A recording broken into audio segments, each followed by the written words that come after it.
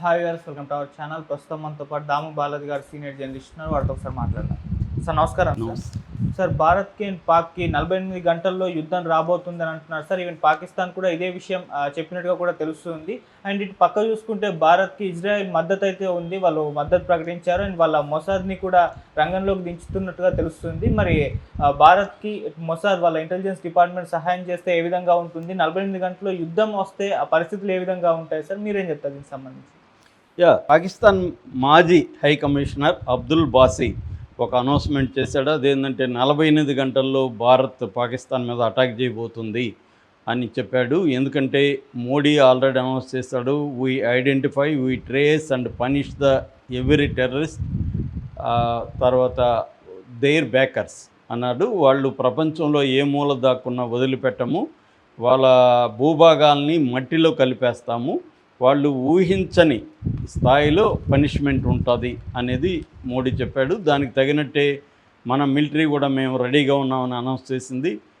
మన ఉపాధ్యాయ ద్వివేది కూడా మిలిటరీ ఆయన జనరల్ దీనికి వెళ్ళాడు, మన కాశ్మీర్ వెళ్ళాడు.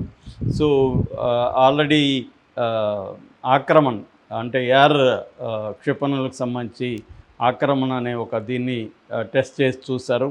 అట్లాగే విక్రాంత్, ఐఎన్ఎస్ విక్రాంత్ షిప్లో దీన్ని చేశారు అరేబియా సముద్రంలో.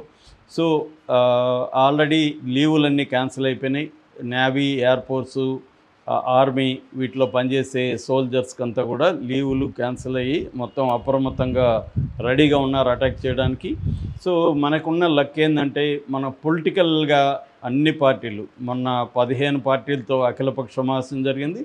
అన్ని పార్టీలు కూడా అన్కండిషనల్ సపోర్ట్ మోడీ ప్రభుత్వానికి ఇస్తున్నాయి. అట్లాగే యావత్ భారతదేశం 140 కోట్ల భారతదేశ ప్రజలు మనం యుద్ధానికి రెడీగా ఉన్నాము మేమని చెప్తున్నారు. రెండోది, మన యుద్ధం చేయగలిగిన యూత్ మనకి దేశంలో 50 కోట్ల మందికి పైన ఉన్నారు. అంటే అవసరమైతే 50 కోట్ల సైన్యం మనకి రెడీ అయ్యే అవకాశాలు కూడా ఉన్నాయన్నమాట. అంటే యాక్టివ్ యూత్ అనేది కూడా మన దేశంలో బాగున్నారు. వాళ్ళకి అది లేదు, ఎందుకంటే వాళ్ళ పాపులేషనే 25 కోట్లు పాకిస్తాన్ పాపులేషన్, మన పాపులేషన్ 140 కోట్లు. కాబట్టి పాపులేషన్ అంతా కూడా రంగంలోకి దిగే అవకాశాలు ఉన్నాయి. అయితే ఇక్కడ ఇప్పుడు యుద్ధం అంటే ఏం జరగబోతుంది అనేది ఒకటి చర్చ. రెండోది, మొసాద్ ఇండియాలోకి ఎంటర్ అయింది, మొసాద్ హెల్ప్ చేయబోతుందని. ఇక్కడ మోడీ చెప్పిన దాని ప్రకారం ఏంటంటే 2 విషయాలు ఉన్నాయి మోడీ చెప్పిన దాంట్లో. ఒకటి టెర్రరిస్టులు, 2 వాళ్ళ బ్యాకర్స్. సో ముందుగా టెర్రరిస్టులని ఎలా ఏరయ్యాలనేది ఫస్ట్ కర్తవ్యం. బ్యాకర్స్ అంటే పాకిస్తానే, పాకిస్తాన్ ప్రభుత్వం కావచ్చు, మిలిటరీ కావచ్చు, వాళ్ళే బ్యాకర్స్. ఎందుకంటే ఇండియాలో టెర్రరిజాన్ని పెంచి పోషించి వాళ్ళకి ట్రైనింగ్ క్యాంప్స్ నడిపి వాళ్ళని తయారు చేసి వాళ్ళకి వెపన్స్ అవన్నీ ఇచ్చి వాళ్ళకి ఇంటెలిజెన్స్ నెట్వర్క్ ప్రొవైడ్ చేసి అన్నీ చేసేది ఎవరు? పాకిస్తానే. కాబట్టి పాకిస్తాను లేకపోతే మిలిటరీ కావచ్చు, ఐఎస్ఐ కావచ్చు, ఇంటర్ సర్వీసెస్ ఇంటెలిజెన్స్ అంటారు ఐఎస్ఐ. సో వీళ్ళే చేస్తున్నారు. కాబట్టి వాళ్ళ మీద కూడా చర్య తీసుకుంటామంటే పాకిస్తాన్ మీద కూడా చేస్తామనేది మోడీ ప్రకటనలో ఉద్దేశం. ఆ మేరకి diplomatic and economic sanctions, trade రద్దు చేసుకోవడం, తర్వాత ఇండస్ వాటర్ ట్రీటీ దాన్ని అబేయన్స్ అంటారు. అబేయన్స్ అంటే ఆపేశారు, తాత్కాలికంగా ఆపేయడం. సో ఇవన్నీ చేస్తున్నారు. సో దీంట్లో ఒక పక్క ఇవన్నీ చేస్తూనే మిలిటరీ పరంగా యుద్ధం అనేది స్టార్ట్ చేయాలి. దీనికి సంబంధించి కాల్పుల విరమణ ఎల్ఓసి దగ్గర, కాశ్మీర్లో ఎల్ఓసి అని ఉంటుంది, అంటే పాక్ ఆక్రమిత కాశ్మీర్ ఉంటుంది, దానికి మన భూభాగానికి మధ్య ఒక ఎల్ఓసి లైన్ ఆఫ్ కంట్రోల్ ఉంటుంది. అక్కడ 2021 నుంచి యుద్ధ విరమణ ఉంది, దాన్ని విరమించుకుంటున్నా ఉన్నారు. సో అక్కడ కూడా కాల్పులు జరుగుతున్నాయి. ఆల్రెడీ మన రాడార్ సిస్టమ్స్ కూడా అప్రమత్తంగా గస్తీగాస్తున్నాయి. సో ఈ నేపథ్యంలో యుద్ధ వాతావరణం అయితే కమ్ముకుంటుంది అనేది అందరూ కూడా అంటున్నారు.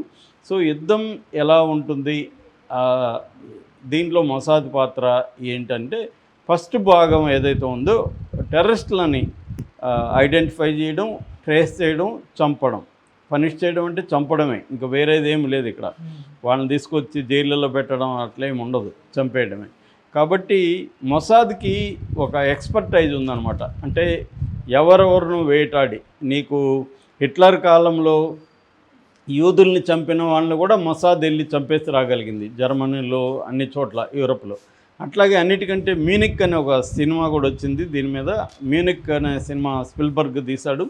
అందులో ఏంటంటే 1972లో మనకి మ్యూనిక్లో ఒలింపిక్ జరుగుతుంది. ఆ ఒలింపిక్ జరిగినప్పుడు ఇజ్రాయెల్ స్పోర్ట్స్మెన్ని అక్కడ పాలస్తీనా టెర్రరిస్ట్ గ్రూపు, దాని పేరు బ్లాక్ సెప్టెంబర్ అనే ఒక గ్రూపు వెళ్ళి 11 మంది స్పోర్ట్స్మెన్ని చంపేస్తారనమాట. సో చంపేసి వాళ్ళు వెళ్ళిపోతే అప్పుడు ప్రపంచవ్యాప్తంగా సెన్సేషన్ అవుతుంది. దాని తర్వాత ఇజ్రాయెల్లో గోల్డీ మేయిర్ అనే ఆమె ఇజ్రాయేలీ ప్రధానమంత్రి, ఆమె ఆధ్వర్యంలో ఒక టీముని ఫామ్ చేస్తారు, 5 మందితో కూడింది. ఈ టీము ఏం చేస్తారంటే యూరోప్లో తర్వాత మిడిల్ ఈస్ట్లో ఈ బ్లాక్ సెప్టెంబర్ టెర్రరిస్టులు 11 మంది చంపిన టెర్రరిస్టులు ఎవరైతే ఉన్నారో వాళ్ళని ఐడెంటిఫై చేసి వాళ్ళని ఎలిమినేట్ చేయడం, అంటే చంపేయడం అనే కార్యక్రమం చేస్తారనమాట. ఇది నిజానికైతే రియల్గా దీని పేరు ఆపరేషన్ ర్యాత్ ఆఫ్ గాడ్ అంటారు. 10 ఏళ్ళు పట్టింది నిజానికి, ఇవన్నీ వీళ్ళని ఎతికి చంపడానికి 10 ఏళ్ళు పట్టింది ఆపరేషన్కి. కానీ సినిమాలో అట్లా ఉండదు కదా, సినిమాలో టైం 10 ఏళ్ళు పట్టినట్టు చూపించలేదు, కానీ కొంతకాలం ట్రై చేసినట్టుగానే చూపించారు. సో మొసాదే అదంతా చేసింది అనమాట. అది రియల్ లైఫ్లో కూడా మొసాద్కి ఉన్న ఎక్స్పర్టైజ్ ఏంటంటే మనుషులు ఎక్కడ దాక్కున్న భూగోళంలో వాళ్ళని ఐడెంటిఫై చేసి వాళ్ళని ట్రేస్ చేసి చంపేయడంలో మొసాద్కి ఎక్స్పర్టైజ్ ఉంది. అందుకని ఇప్పుడు మొన్న పహల్గాము అటాక్లో పాల్గొన్న 7 మంది అంటున్నారు. ఆ 7 మంది టెర్రరిస్ట్ని ఐడెంటిఫై చేసి ట్రేస్ చేసి వాళ్ళని ఎలిమినేట్ చేయడం, అంటే చంపేయడం అనే కార్యక్రమానికి మొసాద్ మనకి హెల్ప్ చేస్తుందని చెప్తున్నారు. సో ఆల్రెడీ మన ఇంటెలిజెన్స్ రా అండ్ మొసాద్, రా అంటే రీసెర్చ్ అనాలిసిస్ వింగ్ అంటారు.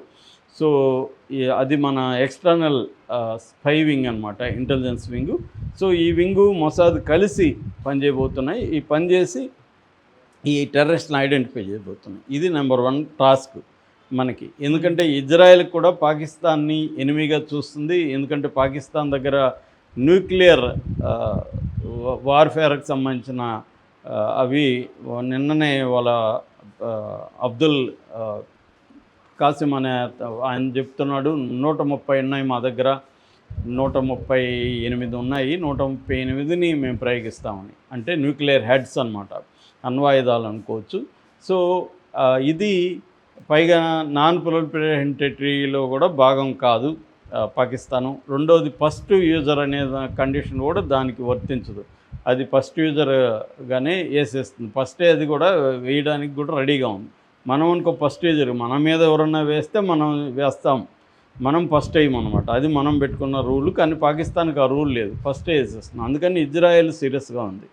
ఇక రెండవది, ఈ యుద్ధం వస్తే ఆల్ అవుట్ వార్ అంటారు. ఆల్ అవుట్ వార్కి ఇండియా వెళ్ళే అవకాశం అయితే లేదనేది మన మిలిటరీ ఎక్స్పర్ట్లు, డిఫెన్స్ ఎక్స్పర్ట్లు చెప్తున్నది. ఎందుకంటే ఆల్ అవుట్ వార్ అంటే it leads to nuclear war, అది న్యూక్లియర్ వార్కి వెళ్ళే అవకాశం ఉంది. అందుకని న్యూక్లియర్ వెపన్స్ ఎందుకు పెట్టుకుంటారంటే డెటరెంట్ అంటే మన మీదకి రాకుండా, నా దగ్గర ఆయుధం ఉందంటే నువ్వు భయపడతావు, నా దగ్గర గన్ ఉందనుకుంటే నువ్వు భయపడతావు నా మీద అటాక్ చేయడానికి. సో అందుకని చాలామంది కూడా వెపన్స్ ఎందుకు పెట్టుకుంటారంటే వాళ్ళ సెల్ఫ్ డిఫెన్స్ కోసం. వెపన్స్ ఉంటే అసలు ఎవడు అటాక్ చేయడు కదా అని భయపడతారు అని. సో అందుకని న్యూక్లియర్ వెపన్స్ పెట్టుకున్నారు. కాబట్టి ఆల్ అవుట్ వార్ వెళ్ళే అవకాశం లేదు, కానీ టార్గెట్ వార్ అయితే జరిగే అవకాశం ఉంది. అంటే టార్గెటెడ్గా ఎట్లయితే ఇజ్రాయిల్ లెబనాన్లో లేకపోతే ఇరాన్లో టార్గెటెడ్గా అటాక్ చేసిందో, ఎయిర్ స్ట్రైక్స్ చేసిందో, అలాంటివి చేసే అవకాశం ఉందని చెప్తున్నారు. అంటే సర్ప్రైజ్ ఉండబోతుంది. ఎందుకంటే ఇప్పుడు సర్జికల్ స్ట్రైక్ అనేది సర్ప్రైజ్ కాదు, ఆల్రెడీ మనం 2019లో చేస్తాం.